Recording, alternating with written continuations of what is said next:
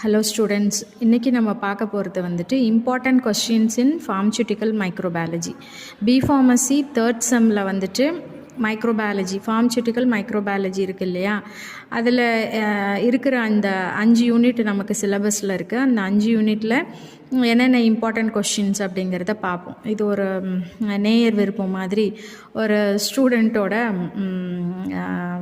Important கொஸ்டின்ஸை சொல்லுங்கள் அப்படின்னு கேட்டுக்கிட்டதுனால நம்ம இம்பார்ட்டண்ட் கொஸ்டின்ஸ் பற்றி பார்ப்போம். ஏன்னா நீங்கள் நெக்ஸ்ட் மந்த் வந்துட்டு செமஸ்டர் எக்ஸாமினேஷனுக்கு ப்ரிப்பரேஷன் பண்ணிகிட்ருப்பீங்க. ஸோ இந்த வீடியோ வந்துட்டு ஹெல்ப்ஃபுல்லாக இருக்கும்னு நினைக்கிறேன்.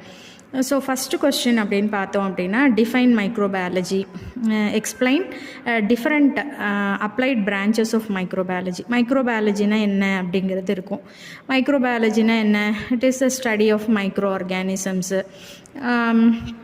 மைக்ரோ ஆர்கானிசம்ஸ்னால் என்ன அப்படிங்கிறது